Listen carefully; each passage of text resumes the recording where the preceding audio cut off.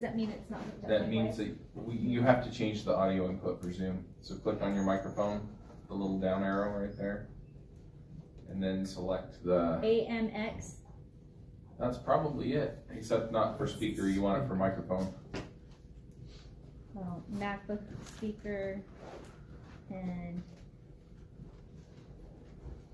what? No. Same as system. Your only option is your MacBook Pro microphone. It's not picking up the other. What is same as system? That's just whatever your sound settings are on your Mac. I can go up into here. Adam, do you know this stuff good? I'm just not used to hooking it up to a microphone system. You want my system over there? If your microphone is connected to it, it should show up in your. Yeah, it should. Oh, would it be council tape Input. or input? Yeah, you don't It's- need, it's not seeing it. It's only doing one input. Yeah. Where's it coming Is from? it plugged in and turned on? Yeah, where's it coming from? I have this plugged in here. Let's try it over here.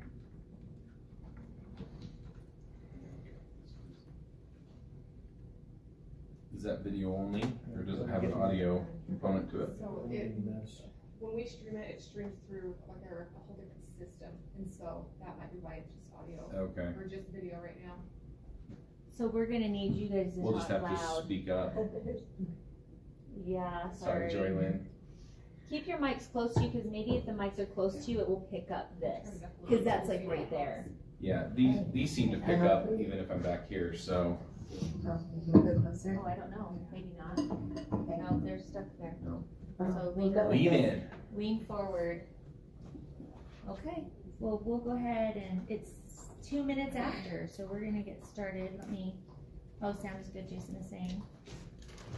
Okay, here, okay, and you. I'm gonna leave, this up here, so in case someone comes on, and Kathy, I'm gonna go ahead and mute everybody. And then we'll unmute it later, and if anybody has questions and stuff like that, you can put stuff in the chat. So I'll just put these things here. You guys will all get to see that, but Right now it's That was showing the Kathy image. Greer to everybody. You can see the green outline around her video. So if you You wanna pin your own? want to pin your own, so go up to Yeah. yours, that little, yeah, in my video. there we you go. Okay. Oh, that's weird. We got the eternal mirror going. Is that too distracting to you guys? Do we want to have Fine with that me. up there? So in order to project it, it has to, I wonder if you wanna turn it so that.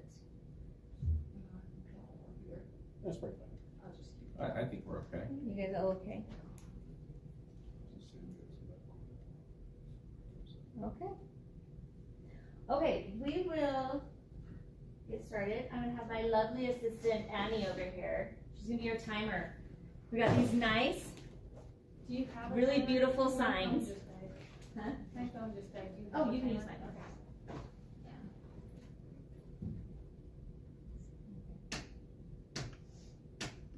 Use mine.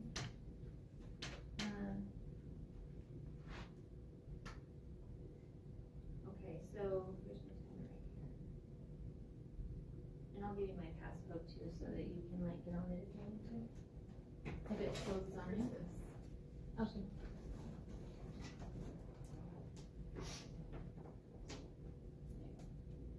Okay. Okay. Thank you so much. Okay. Thanks everybody for being here. Let me go ahead and record.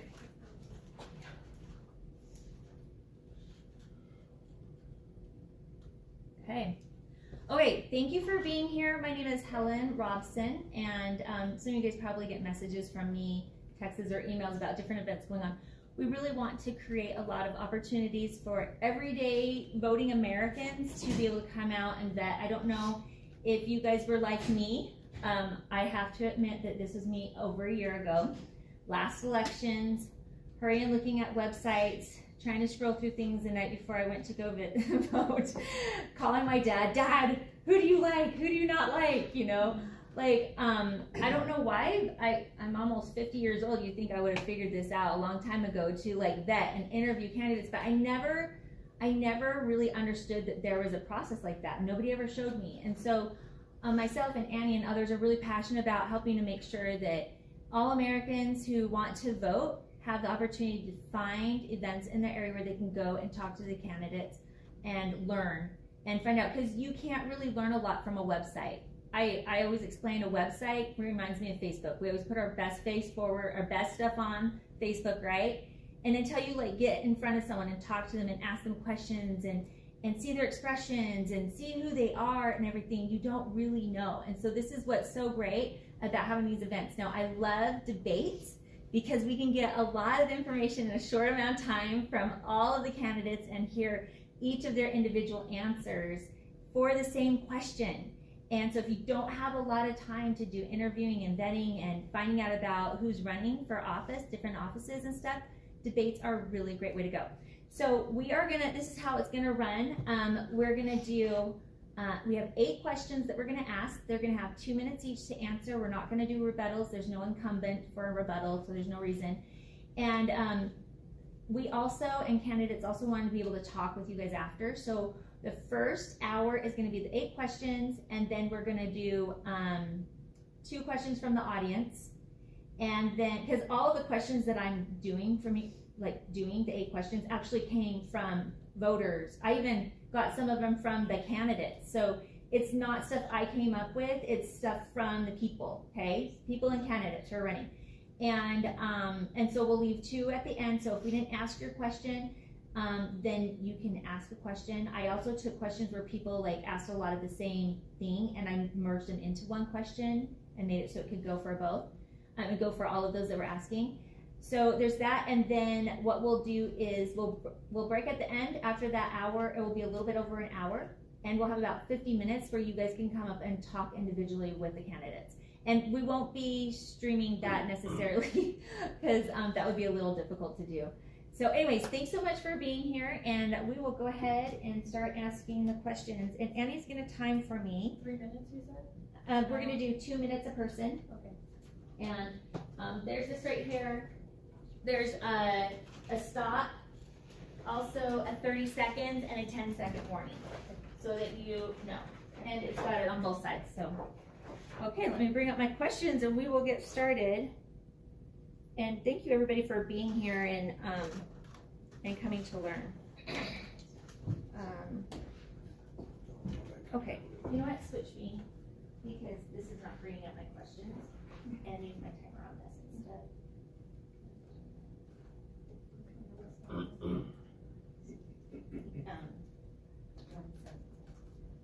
Okay.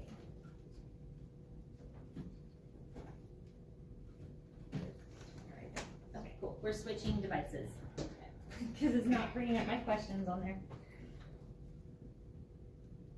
Okay, so what we'll do is we'll rotate. We'll start here with Joylyn, and then we'll move on, and then the next question will be Charles, and then move on to Wendy, and then we'll keep rotating like that.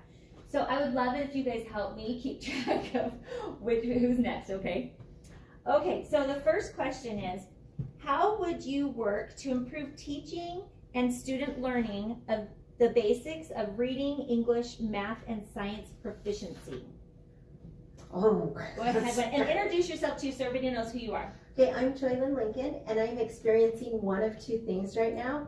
Either I have talked about education so much in the last 48 hours I've lost my voice, or it's spring allergies and they've settled in, so I hope you can hear me. But I am super excited. That's a really good question, because right now in the district we're averaging proficiencies in the 40 to 60% range, and that's kind of statewide, and we really need to increase that. Our students need to have proficiency. You need to say you've been in school for a year and you've learned a year's worth of knowledge. So I think really setting in the strategic plan and the goals of the district, having a really high level of that science and art, or science and language arts, and our math. I always tell my kids, once you can read, you can do anything. And as long as you love math, you're not closing doors on your educational opportunities. You can do math after college or high school. You can have any career you want. And if you don't like math, then you've started to close a lot of doors. So I would really just spend a lot of time focusing in, especially in our early literacy and early mathematics, making sure that students have that love of learning in the language arts, the math, and the science. Awesome, thank you. Thank you. Okay, are we good? Okay, go ahead, introduce yourself and we'll start your timer after. All right, I'm Charles Wood. First of all, just thanks for putting this together, Helen, and thanks to Sherry. She's not in here anymore, but she kind of helped us get things set up. So thanks for that, because I think people want to know what's going on. They want to hear where we're at with all this stuff. As far as proficiency goes, what Joylyn was talking about was the RISE test is typically the way that they measure proficiency. And so you'll see the kids score a 3 or a 4 on the RISE test, they're proficient, a 1 or a 2 when they're not. And so it's right around 50% if you look at the numbers for Alpine School District. And the concern I have is, one, what are we actually measuring? Like, we get the scores back, we get the proficiency numbers back, but we don't actually see where the kids are doing well and where they're not. And so what we need to do is we need to start evaluating that. We need to set up our own benchmark for where students should be, right? And then from there, what we can do is we can start trying things and finding ways. There are so many ways that people teach math, teach science, teach art. And so from there, then we can start saying, okay, the kids are really understanding this, they're really not understanding that. Or maybe this school does really well in this area, this other school does really well in this other area. And then we can put our heads together and say, okay, what are you doing? And, you know, take their ideas and put them over here and say, what are you doing? And take these ideas and put them back over here. And the district does this to some degree, but I'd really like to increase it. And I'd really like to have a breakdown of, okay, this is the progression we're having, right? This is the thing that we're seeing as far as the kids' ability to do specific things in specific areas, and then make that difference. And then the other thing that I see is just providing whatever training teachers need in order to get there. One last thing real quick is, if you have any questions about anything that I'm talking about, you can call me. My cell number is 801-367-6164, and I'm busy for the next hour or so. Thank you. Okay, before you go on, I'm sorry, my background is production and film, and this thing flickering in the background is driving me crazy. So I don't think that the sound is coming through into this. I think it's coming through here. So I just want to check with you guys who are online. I'm going to unplug this, and we're just going to do that because this is mainly for people on Zoom. And can you guys hear okay? Go ahead. Will you go ahead and talk, Wendy, real quick and make sure they can hear you? Hey, everybody. Can you guys hear that okay? When you had that back on, we could see her. We can't see her with all this stuff in front of us. Oh, really? Okay, so do you guys are you guys okay with the flickering then? Does that not bother you? I didn't notice it. Okay, well then we'll go We're back. gonna notice it 'cause you pointed it out. Oh, I'm sorry. Now I just ruined it for you all. You noticed it. Sorry. Okay. So, okay, we'll go back to it. Do you want me to repeat the question for you, or are you good? I think I'm good. Okay. And I hope that didn't like mess you up. I was trying to make it better. No. Okay, go ahead. I'm Wendy Renscher, and excited to be here and to be running for seat 2. And as far as teaching and learning goes, there's research-based driven ways that we actually improve student learning, and that's through the professional learning community process. That's where teachers come together in teacher teams, and they work to establish standards that they feel like are essential for students to master. And then they create common assessments where they then evaluate those students and say, hey, these students, they got the concept that we taught. These students, they need a little extra practice. These students, they didn't get it, we need to reteach. And so that's a research based data-driven method to improve student learning. And Alpine District is already participating in that method and that work. And there's a lot of great things happening with professional learning communities in schools already. There is improvement to do, and so we want to work on that professional learning community process, making sure that we're need in order to be the most effective professional learning community, and especially in some of those secondary areas where, you know, maybe there's only one Chinese teacher at a school or one, you know, visual arts teacher. We want to help those teachers connect with teachers at other schools to create stronger professional learning communities, because in the end, that creates better student learning. It creates more progress. It helps students to have higher achievement, is those teacher teams working together. Another thing that's important is just increasing connection with parents and students to school, so that students feel responsible for their learning. The teacher part is really important, but there's a student, parent, family side that's also important, and so we want to foster that as well. Thank you. Wonderful. Okay, now we'll start with Charles. Second question is, how much experience do you have serving on school or other governing boards? So my kids, just to give you a little bit of background, my oldest son has ADHD. He has some behavioral things that were much more pronounced when he was kindergarten age. And so we kind of shopped around schools, and we wound up putting him in Odyssey Charter School, which is over in American Fork. And shortly thereafter, I joined the board because I wanted to know what was going on in the school. I wanted to see what the vision of the school was. I wanted to be involved in the direction of things there. And I've been on the board there for about 10 years. About 4 years ago, I was elected the board chair. And, you mostly do the same work. You just represent the school to the charter board and to the State Board of Education, and work within the system there in order to achieve the aims of the school, and in the case of a charter school, to fulfill its charter. And so, as I said, I've been in that position. I stepped down as the chair about a year ago, but I'm still involved in there, and I've been working on the board. The board also serves as the school community council, which manages lands trust and, school parent relationships, things like that, and worked really hard there as well. And so I've been doing that for a long, long time. I've also been involved in Boy Scouts and Cub Scouts, and their structure is quite a bit different. But again, working together with people, focusing on the outcomes and the goals, setting a vision, helping the kids and the parents and the other people involved understand where we're headed, what we're trying to do, and achieve the ends that we set out to achieve. Okay, thank you. Okay, go ahead, Wendy. So I've lived in Lehigh about 12 years, and have been serving on PTA and school community councils for 18 years. We lived in Provo School District before we moved here, and so I've spent the last 18 years being involved in both of those groups. As far as PTA goes, I've been a PTA president twice and served on other PTA boards in numerous capacities and assignments and responsibilities in helping schools to make them great places for kids. As far as school community council goes, I'm currently the chair at Lehigh High School. I'm on the Willow Creek School Community Council currently, and I'm also on the District Community Council.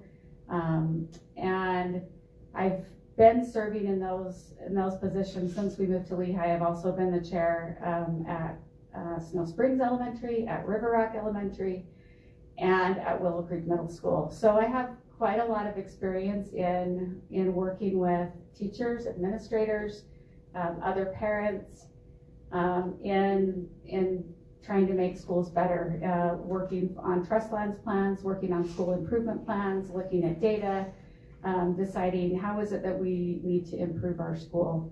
And those experiences are, I think, invaluable when it comes to then coming and being on an Alpine School District board, being involved in Alpine schools and seeing where we've been, and also the places that we're trying to get to, and being as a part of the District Community Council. You go often, once a month, and talk to the superintendent and hear his views and the things that he's working on and the strategic plan, and those things have been valuable in preparing me for this.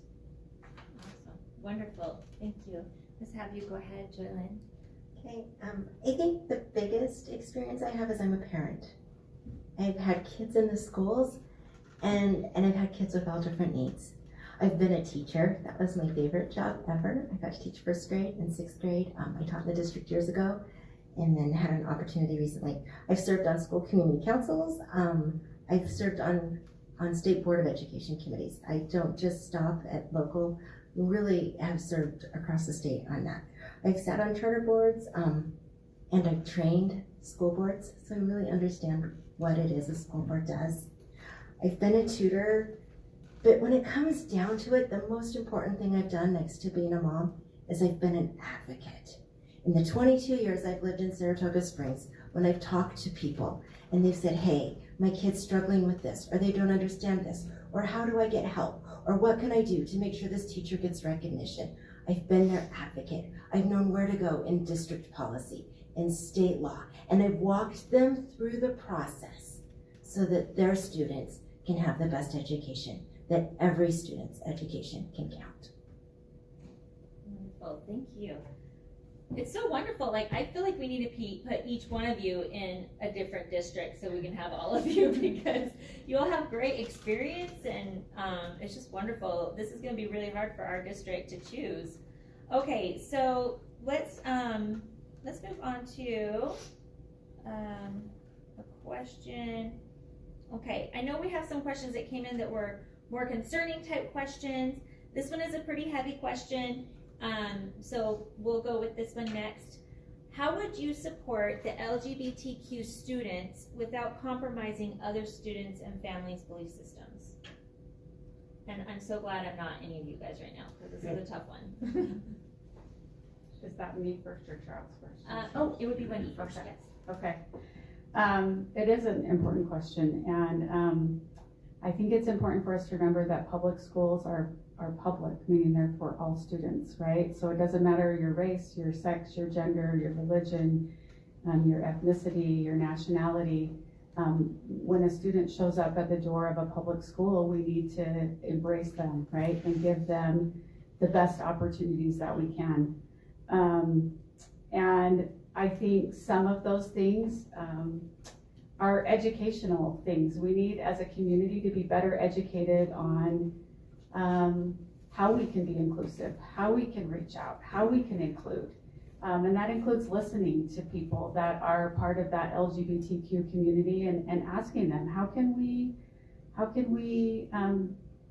help you to feel a part of our school? We know that suicide and anxiety and depression rates for LGBTQ youth are higher than for average youth. And so we want to be responsive to that and make sure we're asking them, talking to them, and then making decisions based on that at our school that will help students to feel included.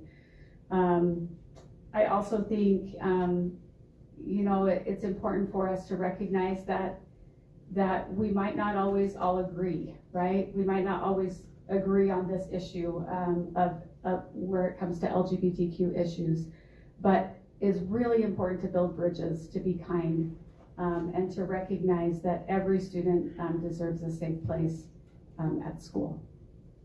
Thank you. Okay, go ahead. So that one kind of hits home.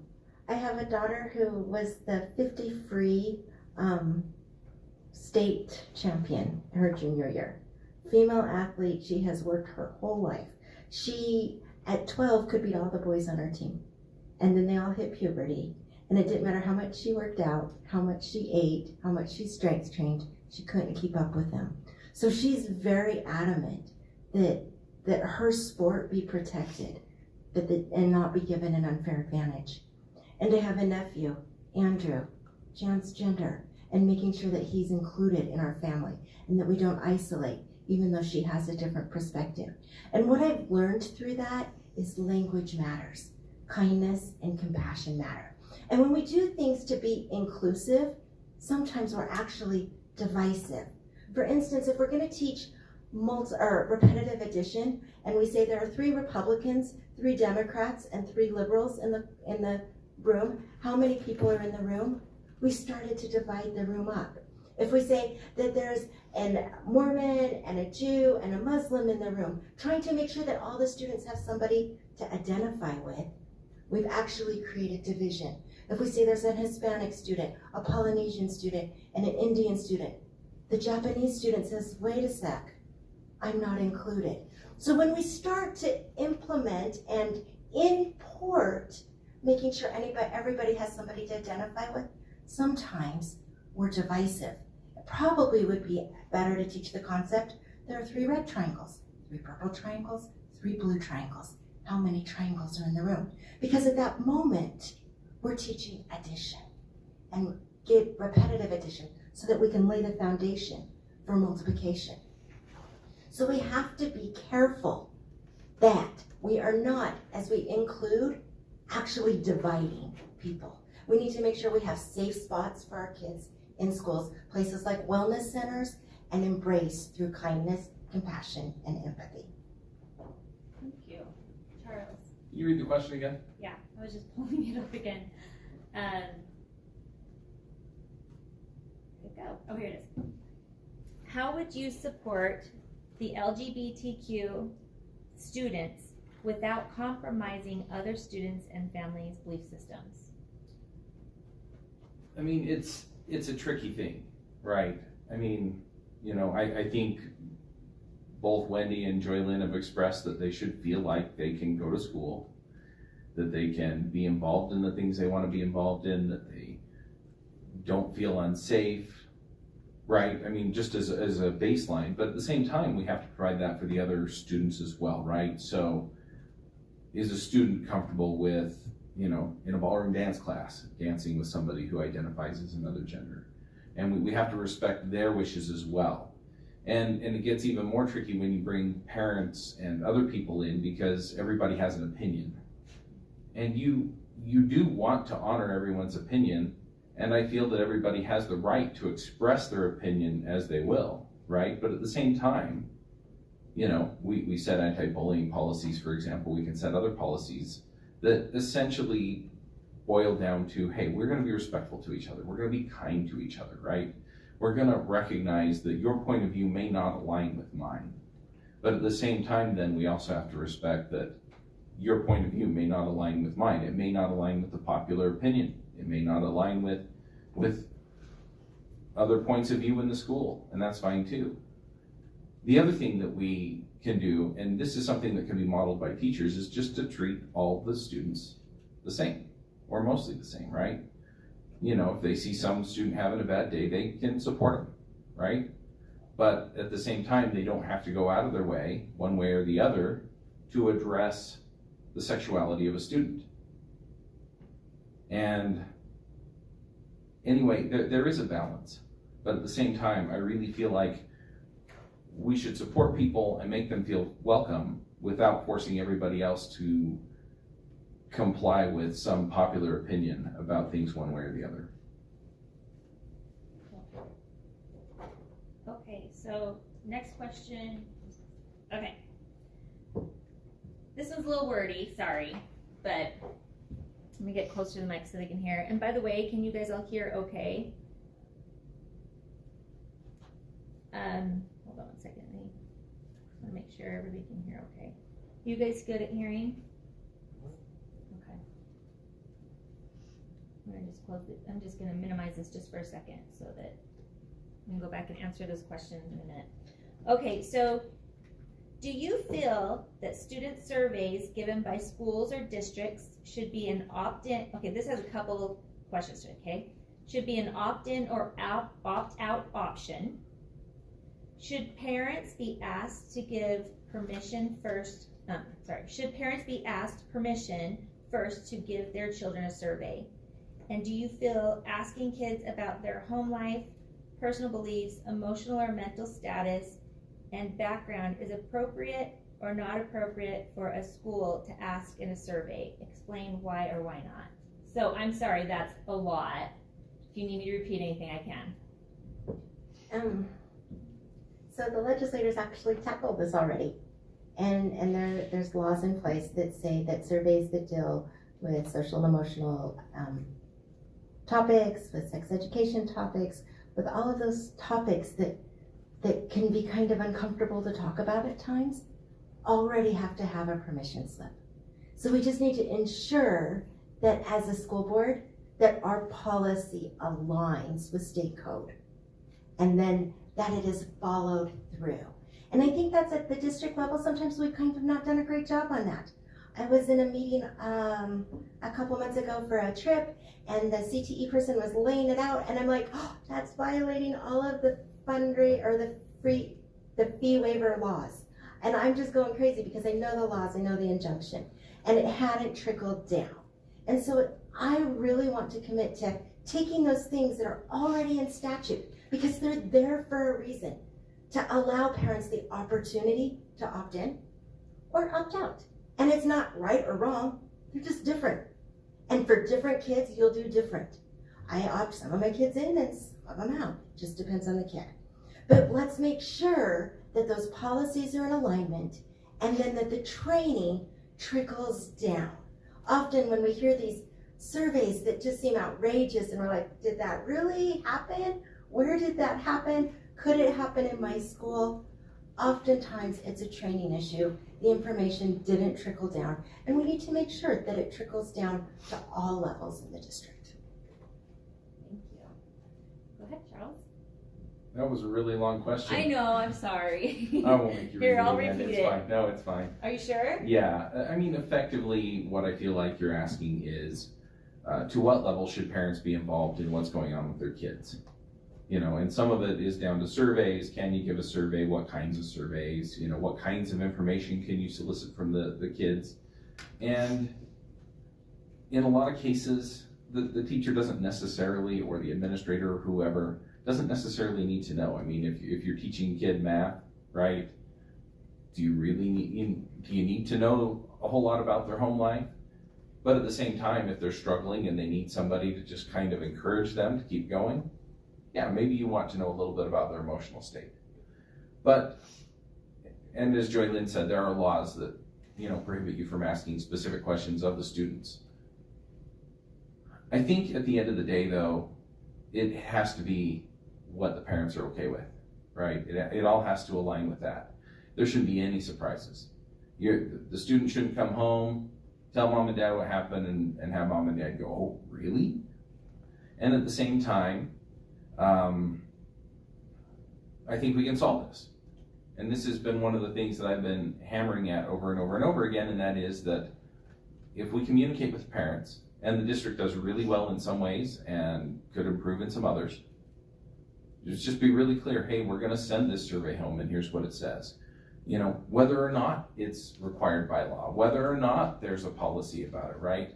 Just be really clear and communicate, hey, this is what we're doing today. This is what we're gonna do this week. This is how we're going to talk about this particular topic. And then if mom and dad wanna opt them out, mom and dad can come opt them out, right? And it's not a surprise. And then in the areas that are a little more sensitive, then yeah, obviously parents should have to opt them in. And I think where there's not state law or state board of education rules, the school should have a policy, the district should have a policy as to where those lines are. Wendy.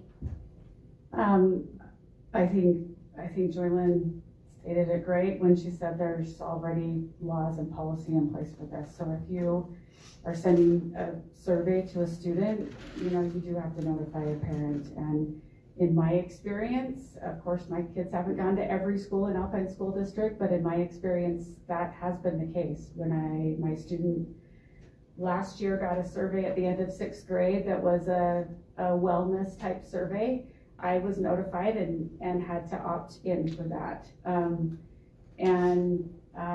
Same thing with, you know, health education. Anytime there's a sex education unit in 8th grade or 10th grade or maturation, you know, you get information that comes home and you're saying, yes, as a parent, I'm opting in or I'm opting out.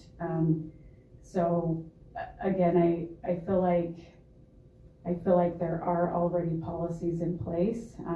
You know, they may not be followed perfectly by every teacher, and of course that's something to improve on, but in my experience, we are asking parents, and we want parents to be aware. You know, if you're talking about social and emotional wellness issues or sex education or some of those kinds of things, we want parents to be aware of those questions and have the option to opt in or opt out. Thank you. Okay, so we're talking about parents and stuff here, so let's go on to this next one. Do you believe that parents, and then I'm gonna put these together because this would be, schools would include teachers, school boards, school districts, okay?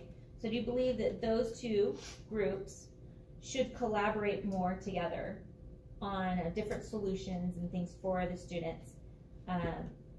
And how would that look one way or the other? I get this one first, right? Yes. Okay. So I think the clear answer is yes. I mean, we have to have the parents involved. Parents are critical partners. They see their kids every day. They see what's going on at home. Hopefully they're talking to them about what's going on with their lives, with their friends, with whatever else they're doing outside of school.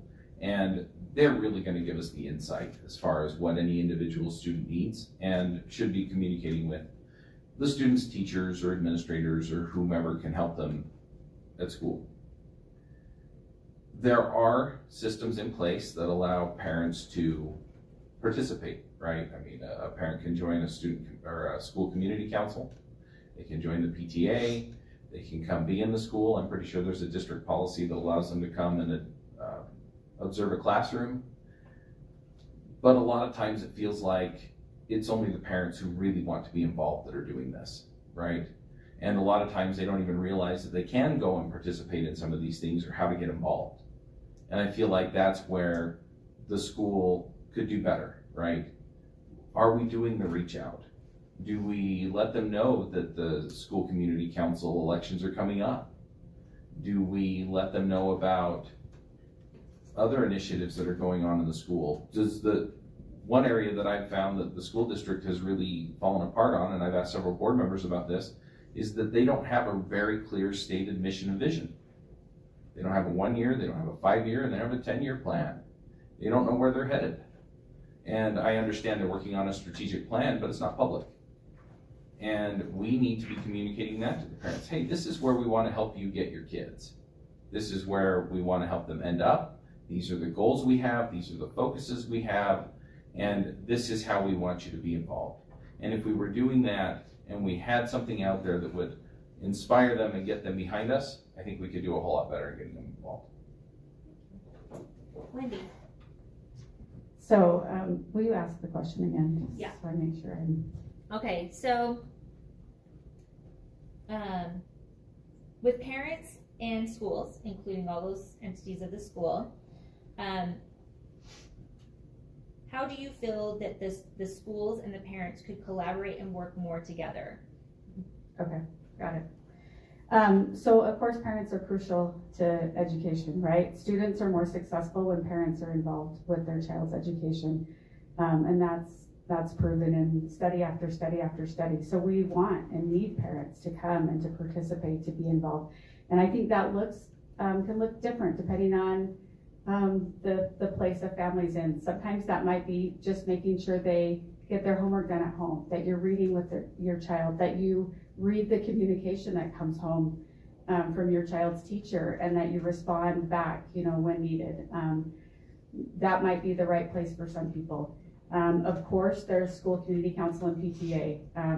And school community council and PTA are great ways to be involved, to come and participate, to know what's going on in your school, to see what the academic goals are, to see what the plan is to improve student learning, and to see what's happening in your child's classroom.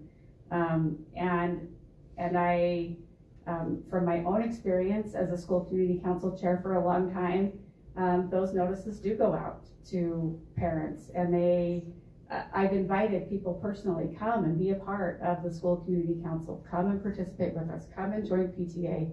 And we need to continue those outreach efforts because we want parents to be involved.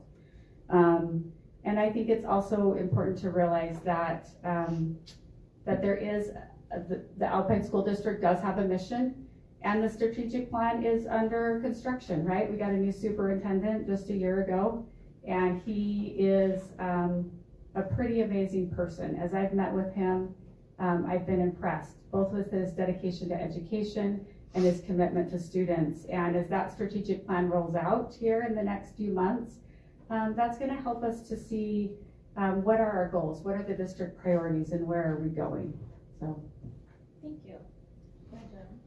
So education is like a three-legged stool. One leg is the parents, one is the teachers, and one is the student. And when they don't work together, education falls apart. But let's be real. There are 20 people in this room in a district of almost 50,000 people.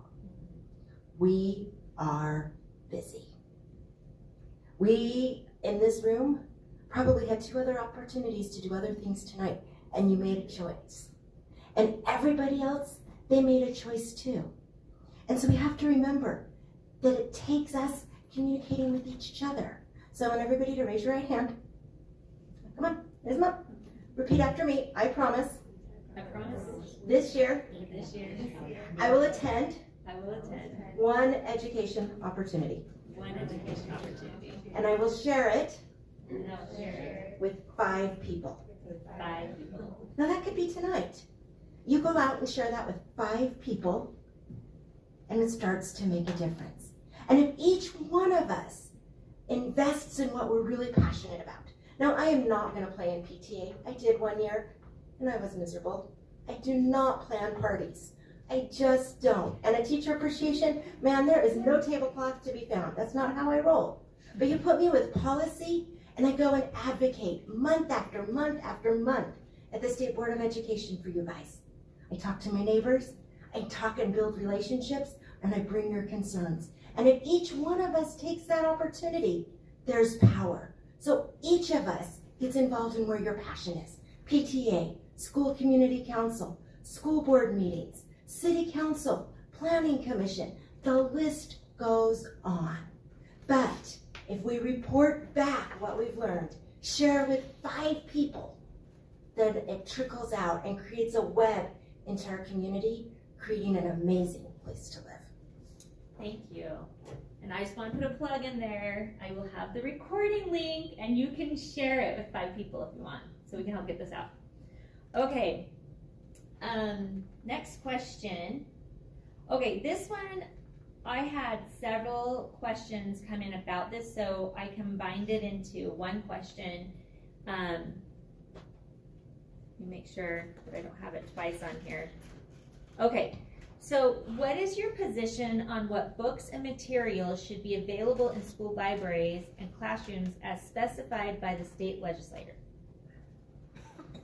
And who is, are you next? Is it me? I think don't Wendy's remember next. who Yes. started who. Go ahead, Wendy. Okay, so, obviously, we want appropriate material in school libraries. And I know there's been a lot of talk about, books and inappropriate materials and all those things, but I think every teacher and every administrator wants appropriate materials in our library. And Alpine School District has a policy for that. It's 6161. And it's important for us to follow that policy and to review it. I should have looked this up before I came. I think it actually is under review right now. The state school board is also developing some guidelines for school districts that will come down shortly, and we probably want to look at, how does that match with the current policy that we have here in Alpine School District, and making sure that the things that kids are reading are appropriate. It's also great that we have parents that are involved, because as parents are involved in those things, as they're going onto Canvas and looking at the curriculum that's being used, I hope people know that you can make a parent Canvas account and get on and see what your child is doing in class in secondary schools. And again, every teacher doesn't utilize that, but many, many do. It's a great opportunity for you to look and say, hey, this is what my child's learning in class. This is what they're doing. And to have discussions in your own home about the things that they're learning. I hope that, as we look to make sure that curriculum and materials are appropriate, that we are really focused on following what the policy is, and then being open as parents come with a concern. It's important to say, hey, to recognize that there might be a place where we need to make an adjustment, And there's a policy for that too, to go through administrators, librarians, school community council, and teachers to make sure that what kids are reading is appropriate. Okay, Jillian. So this one ties into a couple of things, and I want to just dive off of the policy that Wendy just talked about. As I did some policy search, I like to read policy, so I was reading some today, and I was surprised at how old some of them were. I ran across one that was passed in 1983, and it had a revision. Now, it doesn't mean the board hasn't heard it, but it hasn't. And if we talk about videos to be used in classrooms, that was 1997. We have this thing called YouTube, so it's kind of changing. So we need to make sure that we're updating and reviewing our policies at a really regular clip. And if a book is in our library and it can't pass our content filters on our internet, can't come in one way, but can come in another way. We need to really look into those and make sure that they're accessible and equal, and that we're really trying to make sure that appropriate information is taken to our kids. That we're not skirting some other law or rule and bringing in a material by donating a book to the library. We really want age-appropriate library. Now, I am not a book banner. I have my own library. It's taken me 10 years to build. It's almost finished. I am super excited about it. I'll come over and see it. We'll have cookies and lemonade in it. I know it's gonna be amazing. I think we need lots of books and lots of perspectives on books. I love historical fiction. My family likes science fiction. So we have different walls in the library, different sections. We need to make sure that our students can find books that they identify with, that they're there, but they need to be age appropriate. And if they're not coming in with our content filters, they're not coming in another way. The content filter laws are there for a reason, to protect our kids. So we just need to make sure that we stay after those 400 policies of the district, and we review them at a really regular clip and make changes when they're needed, and most importantly, ask how do we know they're being followed and if they're effective. And then not afraid to make a change. All right, everyone pull out your pens. Write this down. It's a Facebook group. It's called Laverna in the Library. And it basically, you can look up whatever school you want, and it will tell you what books are in it. And you can actually read the excerpts from the books and see what's in the library. We hear a lot about age-appropriate content. I've heard all kinds of definitions from people who have all kinds of points of view on this. And what it really boils down to is we need a clear policy from the district. This is okay. This is not okay. This is not okay. This is okay. I mean, let's face it, books, a lot of content on the internet, it opens doors to kids, right? Stuff that they just don't have time to go into the kind of depth that really passionate kids really want to know about. And so we need resources, right? We need resources that are created all over the place. We need all kinds of books in the library, but there are certain things that shouldn't be in a library. And we should be able to look at the content and make a judgment call and say that does not belong in the library. And the district does have a process for that. But, you know, if you want to know if something's still in the library, you can go look, and it's on that Facebook group. And personally, the other issue is that I want to be able to see what my kids are doing. So if they go into the library and check out a book, I want to know, right? I want to know if it's one of those books or a different book. For one, it allows me to identify with my kids a little bit and say, hey, you checked out a book on music, you know, on this musician, you know, and we can talk about it. On the other end, if they check out one of the books that has inappropriate content in it, I want to know, right? And so just opening up, being transparent with parents, making it really easy for them to see what's in the school is important. And I think teachers should be sharing the materials that they're using in class as well, right?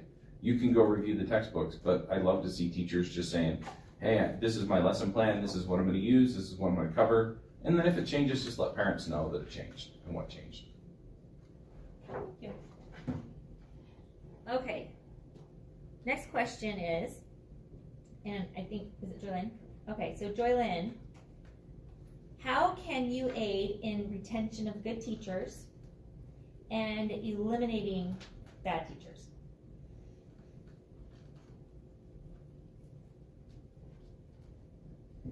This one's really important to me because I'm a teacher. And when we have bad teachers, it's like throwing egg on my face. So I'm really, really vested in making sure that we have good teachers. We can never, ever get the year back of a student with a bad teacher. Just can't be done. There's no magic wand that says, presto, you can do 5th grade again because I'm sorry you got the draw of the crappy teacher. It just doesn't happen. So we have a huge issue right now. We don't pay teachers, and I know people are gonna say, well, you can't just throw more money at it. But I get a little angry because I'm a teacher and I clocked my hours the last time I taught 4 years ago, and it was never less than 50 hours a week on site. That's not the bag that I carry home to grade papers. That's not the lesson plan that wakes me up in the middle of the night. I worked my whole year during the school year. So we have to pay teachers living wages. We made some good progress this year. Really super duper excited. Alpine School District made a lot of other schools in the area really nervous, trying to beat that $50,000 starting pay. So we're making progress there. We need to push back legislatively. Right now, how a teacher is fired is written in state code. Doesn't belong there. We have administrators in this room. Wendy's husband's been an administrator. He's a professional and he knows what good teachers look like and he knows what bad teachers look like. And we should trust him in his building to let the bad teachers go, to counsel them into another profession. They'll be happier, the students will be happier, we're all gonna move forward. So we need to trust at our local level the ability to retain, maybe through bonuses. I was excited to see in Alpine School District, they have a little bit of a bonus structure. I don't know what it looks like. I was excited to see it in their budget this year. But we need to be able to allow principals the ability to retain good teachers and counsel teachers that aren't cutting mustard out, because our students never get the year back. Charles. There are two parts to this question, and I think I'm going to address the bad teacher first, just because I had a conversation with a friend of mine who teaches at one of the high schools here in the school district, and she mentioned to me that when her son was signing up for school at the school she teaches at, that there was a particular teacher that she didn't want him to take classes from. And then it turned out that that teacher went on a tirade and got filmed, and we all found out why she didn't want him in that class. I think the teachers, I think the people in the school know who the good teachers are, who the bad teachers are, who maybe the competent teachers are who push some of these other agendas into the classroom are. And yeah, I mean, if the teachers don't want their kids taking classes from some other teachers, then we should give it a look. I completely agree, it shouldn't be in state code. That part should be, district policy where it's appropriate and down to the school. And I'm all for the schools kind of self-governing. Now, as far as keeping good teachers, yeah, we, if you were at the board meeting, I think it was in April, they increased teacher pay. They've also asked some of the teachers, in fact, I think they asked all the teachers to work more hours and then paid them for that as well. And I think there's a lot to it, but a lot of teachers aren't in it for the money, right? As much as that's an issue and we definitely need to pay them what they're worth, a lot of them are in it so that they can help kids, so that they can build relationships with kids and with parents, so that they can feel like they're making a difference. And we need to open the doors to that too, right? We need to allow them to see opportunities to do that. And then the other thing is the district has gone out of its way to try and take care of some of the burnout that the teachers have been experiencing, but some of their solutions just haven't helped. And so I think they need to talk to the teachers more and just see what they need. Just open that line of communication up and come back around and reevaluate some of the things they're doing. Wendy. So, of course, a good teacher is that's the crucial, that's where the rubber meets the road, right? So, the competitive pay and benefits for teachers is the starting place, really important, and the district increasing that starting teacher pay to $50,000 is a good place to start. I think there's more work to do there. We want to continue to offer competitive benefits and a good work environment. Alpine School District is a big district, and for teachers, that's actually great because there's lots of opportunities, there's options, there's places to move around, there's growth opportunities, and those things we want to continue to have because we have teachers, new teachers coming to Alpine because of the size of our district and the opportunities that are available here. As far as helping teachers improve, I think it's important to note that we're in a teacher shortage, and so it's nice to say we're going to fire all the bad teachers, but I think realistically it would be better for us to provide more training, more professional development. It would be better to provide better resources in classrooms for teachers, including aides. It would be better for us to make sure administrators have time to work with those teachers, to give them the mentors they need. I honestly feel like there's very few bad teachers. They're probably mostly overworked teachers that don't have the resources and things they need. And I think there are things that we can do to help improve that, to help them give the best education to their students. I also think that working in a professional learning team that's effective is a great way for us to help teachers become better and to give them better morale, better working conditions in their job. Okay, so this is our last question, and then we'll take two from the audience and see if there's any online. Okay, so who are we starting with? Chuck or Yep. Charles? Who do you see as the primary stakeholder of a child's education? Well, that's an easy one, it's the parents. And you don't have to go read state code to see that, even though it says it in there, right? It's the parents. The parents are the stakeholder. Actually, I think the student is the primary stakeholder. They have the most to gain or lose, but the parents are the ones that have the perspective and know the student well enough to help them through that process. And to the extent possible, we need parents involved, right? And in a lot of cases, the current discussions around schools, I think, drives a wedge into that. And some of it's warranted and some of it maybe not.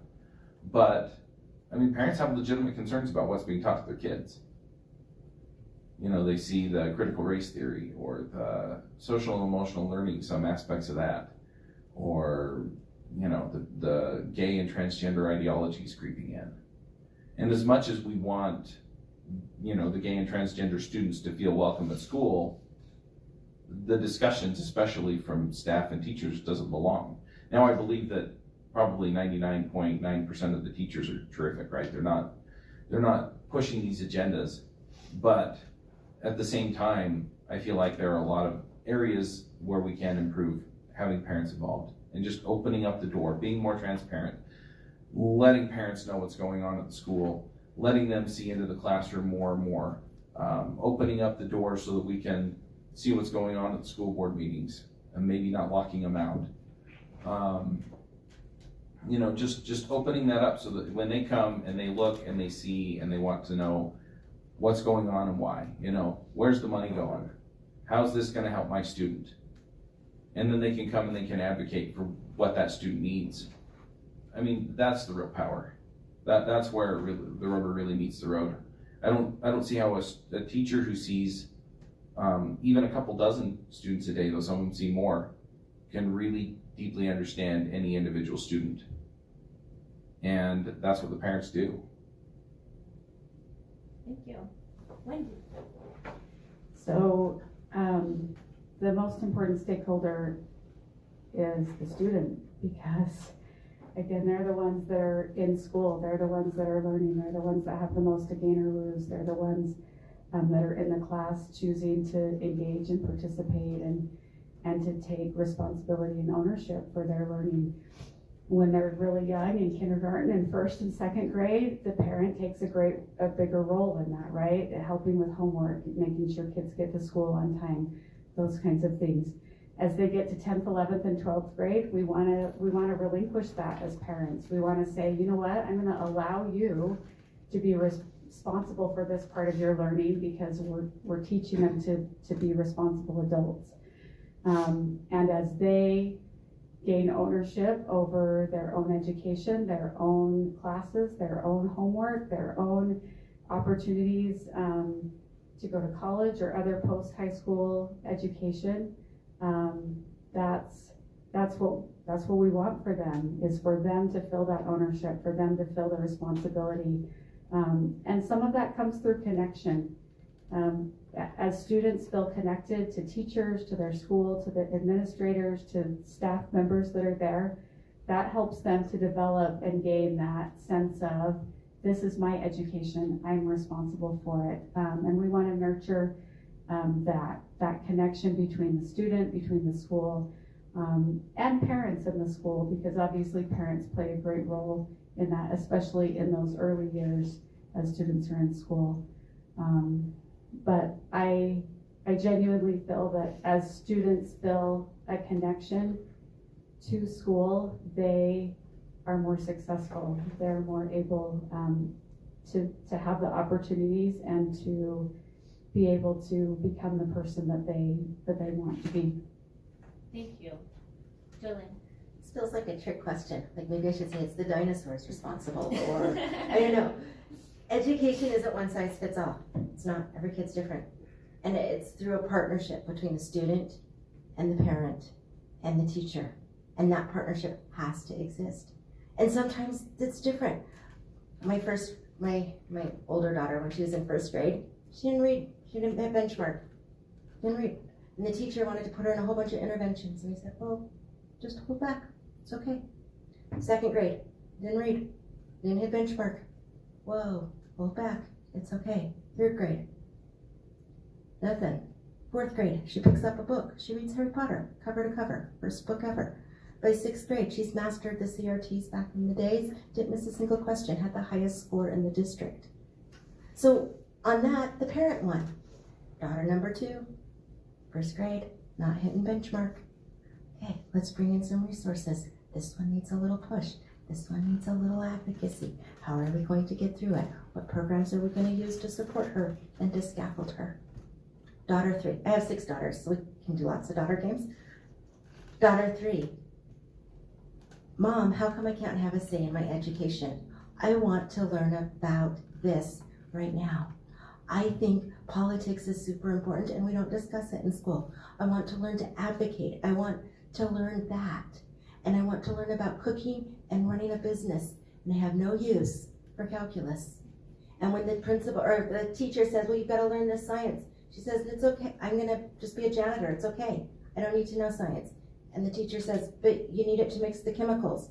And her response is, no problem. I'll just drive pizzas. She needs that voice too. She needs to feel her voice matters. So when education isn't one size fits all, and we have to listen to the voices of the parent and the teacher and the student and make individual judgment calls again and again and again about each and every situation. Thank you. Okay, so we're gonna take some questions. I'm gonna look and see if there's any on our little thing here. Let's see. Okay, does anybody have any questions that they want to submit that are on the Zoom? And then do we have anybody here who wants to ask a question? So we've got 3 people. Okay. I'm not seeing, let's see.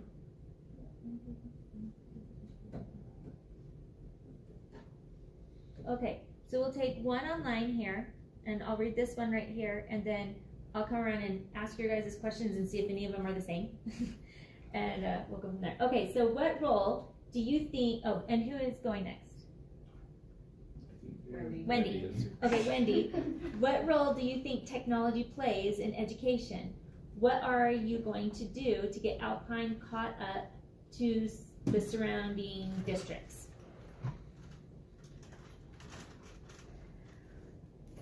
Are we ready for me or? Yes, go ahead.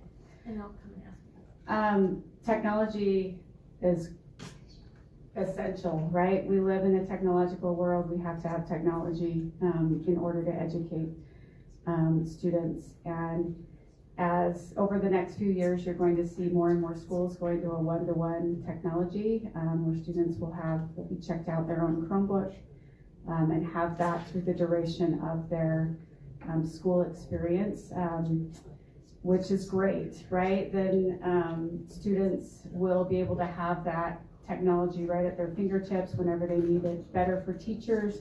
We don't have carts of Chromebooks going around. It's actually less expensive because right now we have, this group has a cart and this group has a cart and this group has a cart, but of course those carts aren't all being used all at the same time. So that one-to-one option of technology is going to be great for those secondary students. I'm not sure exactly what the surrounding districts, what that question is referring to as far as what she's seen somewhere else or he. But I do think that as we work to have that technology be one-to-one district-wide, schools are going to be able to opt into that, but it's only a matter of time before everyone is opting in because of the need to use it in the classroom, because of the need teachers have, because of how many things are online. And that's going to help students. It's also going to help those at home who maybe don't have a computer of their own to work on. We're going to, level the playing field a little bit for those students, which is great. So I'm gonna stop there. I don't know if she's coming back. Do you want me to take over? Yeah, go ahead and go to the next one. All right. Remind me your name. Joylyn. So when I taught, and it was just 4 years ago and I was lost in the classroom, my students ran my technology. They are so much better at technology than I am. When I go home, my kids have to turn the TV on. If I'm home by myself, I have no idea how to watch TV. No clue. I don't understand the technology. It is going to continue to increase at a rapid speed. The knowledge that's available to our kids increases. But we also have to remember back to that partnership. I'm out in Saratoga Springs, and last year Westlake went one-to-one. And Vista Junior High went one-to-one. And Lake Mountain said, no way. Their school community council went up in arms. Their parents were ready to go one-to-one. And that's okay. That doesn't mean their education is any different. There's room for that not embracing technology yet, or making sure the parameters are in place, or making sure that the rollout is good. The important thing as we move to one-to-one in technology and we increase technology is we teach our kids how to synthesize what's out there. So much information. What's true, what's not true, what's settled, what's not settled. Most of it's not settled, science isn't settled. That's why we have the scientific method. We continue to learn and to grow. But how to really analyze and utilize that sources. So it's important that they embrace technology. But as a district, we have to remember that technology can never replace the parent, and it can never replace the teacher. It's an aid to an outcome, and we'll see it in all different varieties, and all are acceptable.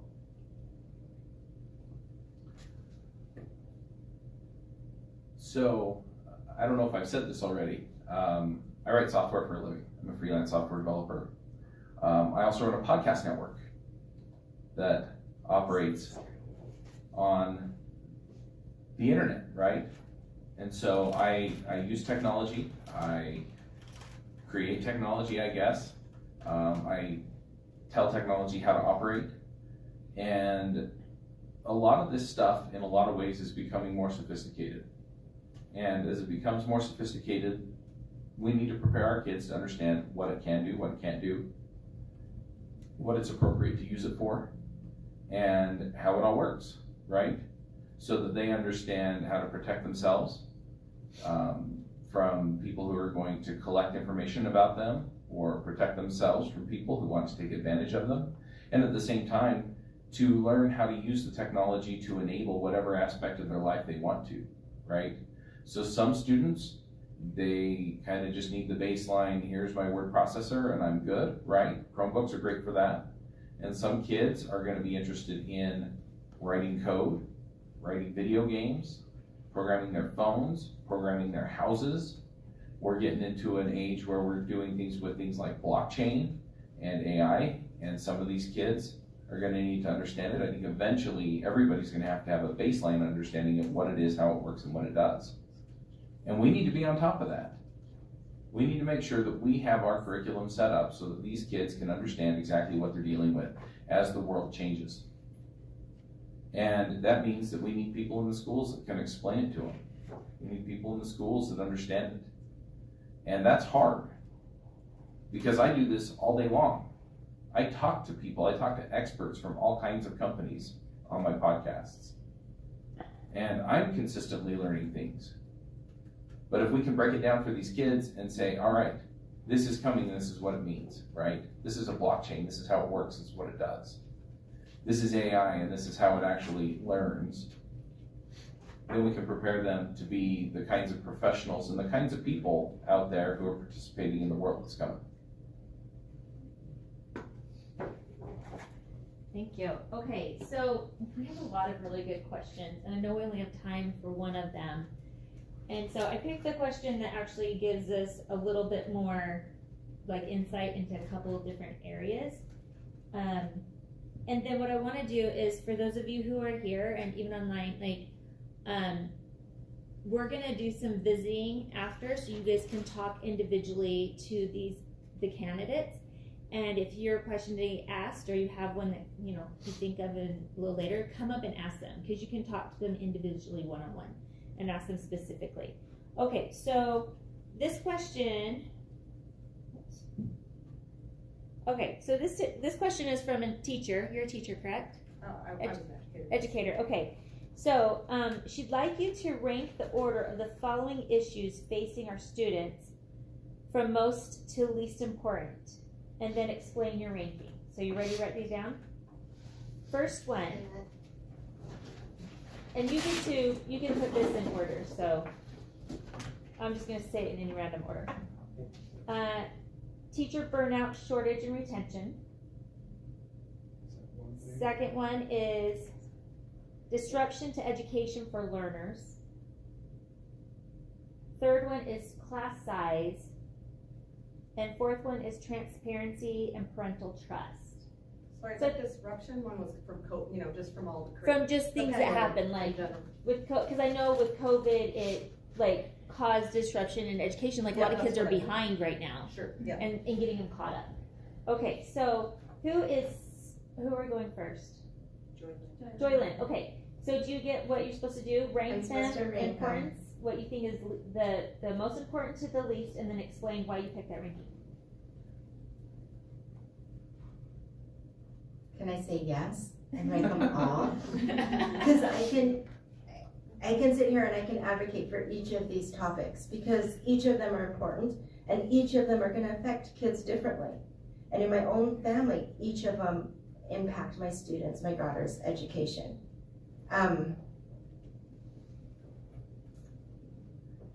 So how do you do it?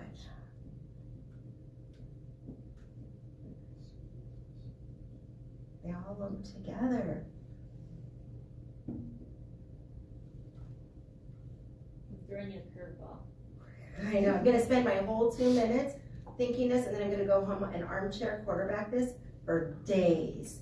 So let's just go with them in the order. Burnout, retention, shortage. If we don't have good teachers, we've got a problem in education. So let's start with that. One, COVID, we've got to affect and learn from what we did during COVID. There were some good things, like Zoom meetings. Sometimes are really effective ways to learn. Maybe we don't need as much time in a seat. Maybe 990 is not some magical hour that needs to equate for education.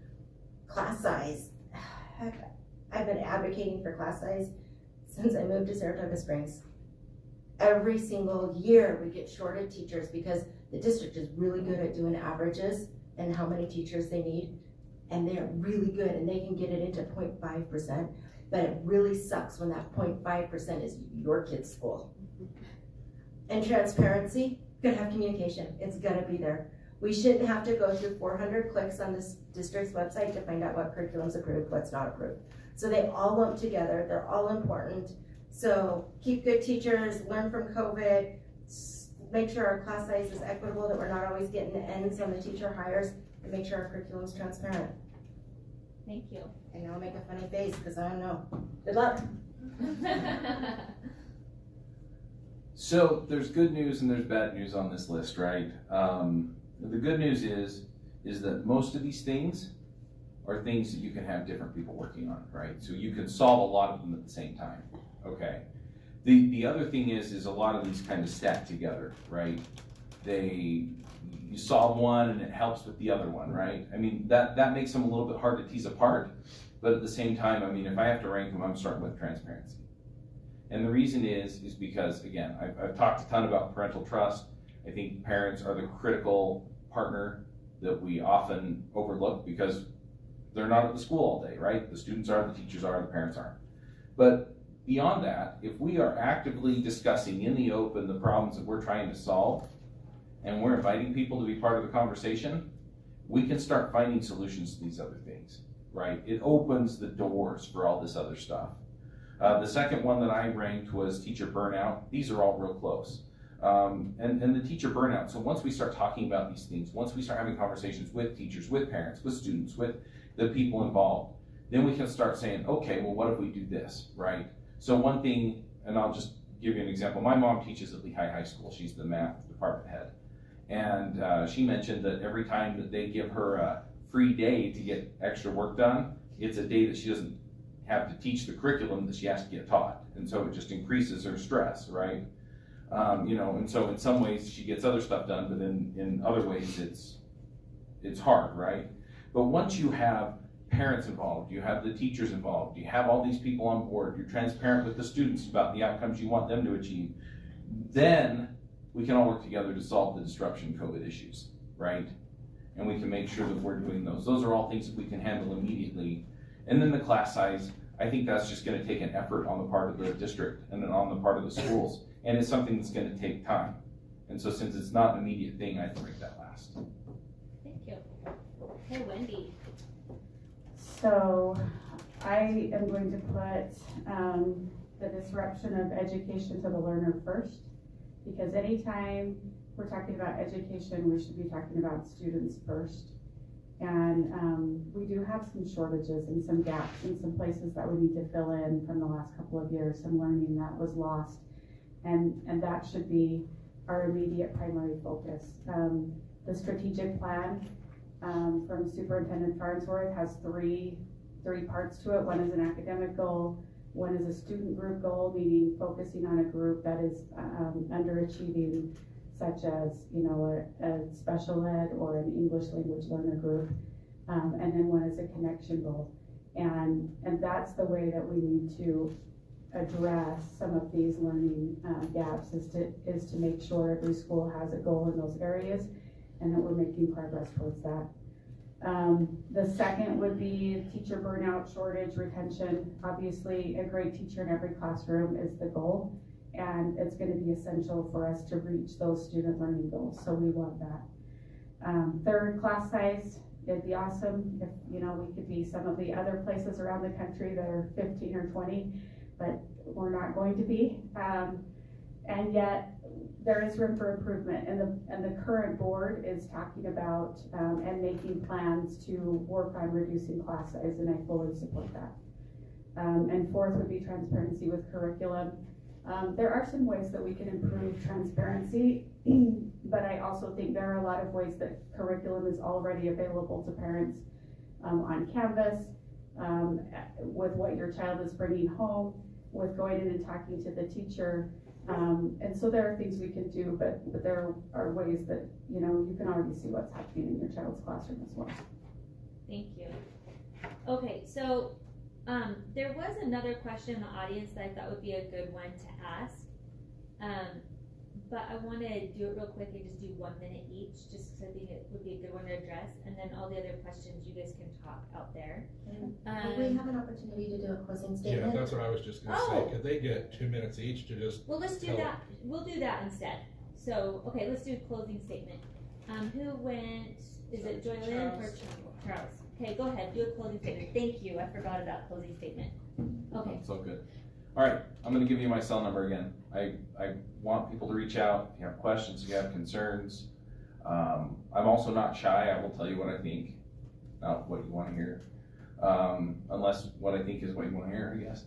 My phone number is 801-367-6164. You can text me, you can call me, you can send me messages on Facebook. I've been getting a few of those.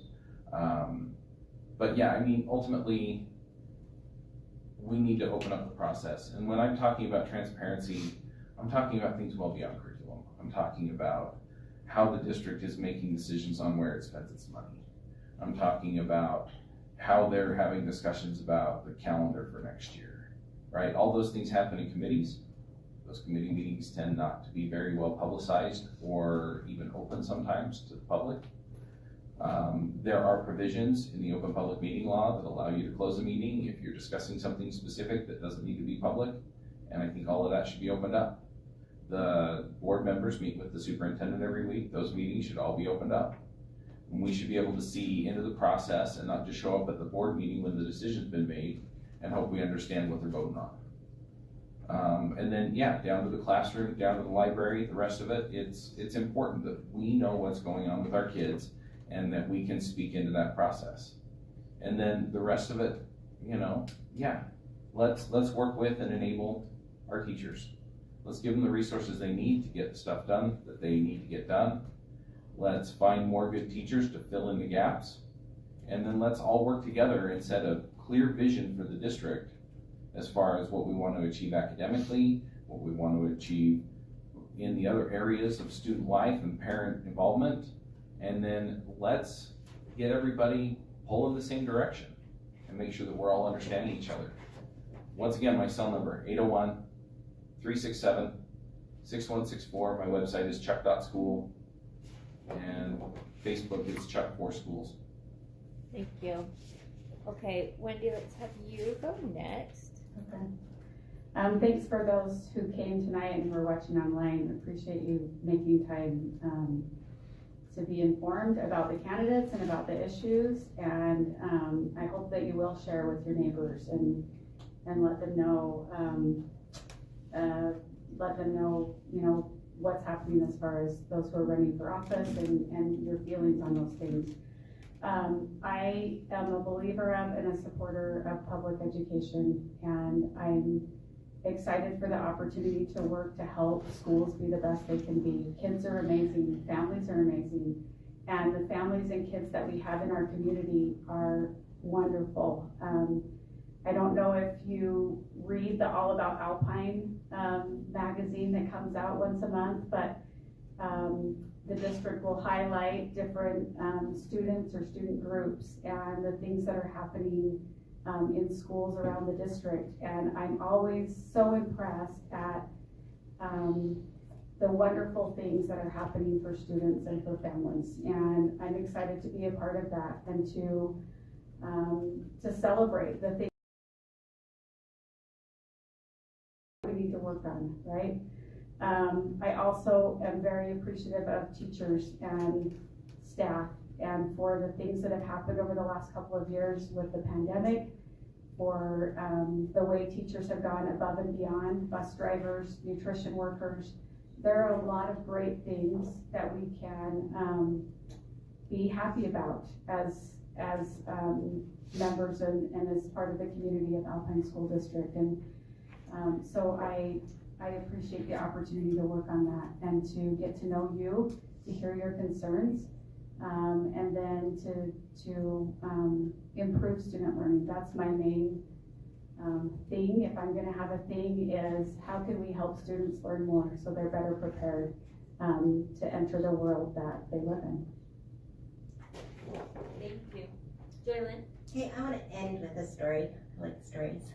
Years ago, a friend told me that she had a whole lot of things she wanted to get done. And so she needed her husband's help. She wanted him to skin the potatoes for dinner. That was her objective. So to get him on board, she told him all the list of things she needed to do. And she started rattling them off, all the different organizations she was involved in, the things that needed to be done, so that he would help skin the potatoes. Halfway through that list, her husband picked up the phone And he called and said, my wife is overwhelmed. You need to cut her responsibilities. He slayed her dragons. He was going to tackle the problems and help. He was a dragon slayer. How many of you are dragon slayers? You help that family member. As I run for this district, I don't have to slay any dragons. I don't have any family members that work for Alpine School District. My vote can 100% of the time be focused on students and teachers and parents in the area I represent. And that means I want to thank you for coming and spending time here. My daughters, thank you. You spared them for 3 nights in a row of my cooking, and I may just quit cooking forever. As you leave tonight, go talk with 5 people. Tell them what you learned in education. Share your excitement for whichever one of us it is, because good things are happening in the district. Education is my jam. Vote for Lincoln. Make every student's education count. Thank you. Hey, you guys, I'm so grateful that you guys all came to learn, and I'm grateful for our candidates for coming and sharing with us their different views on how they can help make our school board better and our kids, help advocate for our kids and parents. Does anybody, I know what we're gonna do is we're gonna open this up so that you guys can come up and talk to each of them. They did another event Friday night, and there were a lot of parents that wanted to talk one-on-one, and there wasn't enough time, so that's why we made time for it tonight so that you guys can talk to them one-on-one. I highly recommend and invite you to do that. It's I know it might seem awkward or weird coming up and asking your specific question to them, but you learn so much and you get to create that connection. And just for you that are parents, when you guys get involved and you come up and talk to these individuals and they get into office, you get to know them, you build that relationship, and then you have more influence when they are in office because they know you, they know that you're here asking questions, advocating. And so as voters and parents, highly recommend do that as much as you can, because that's how you can be more influential in with those that we do elect into different seats and offices. So thank you so much for joining us. For those online, I'm trying to decide what I should do, because I know there were a couple, there's someone who had a question on here too, and I don't know if Chad wants me to select someone to come and they can come up and ask you, and I'll turn the recording off on this right now, because let's see. Also, thank you, Helen, and thanks, Sherry. I don't think she's here anymore, but Oh, this you're is great. welcome. and Thank Annie you. for keeping our time. And then I don't know if Charles is, Chad's on still. He had a question, and oh, Chad does have a question. Chad, if you want to put in the chat box who you'd like to talk to, they can come over and they can ask you, and you can talk to them just one-on-one here. And then you guys can just mingle around the room. Thank you everybody for coming.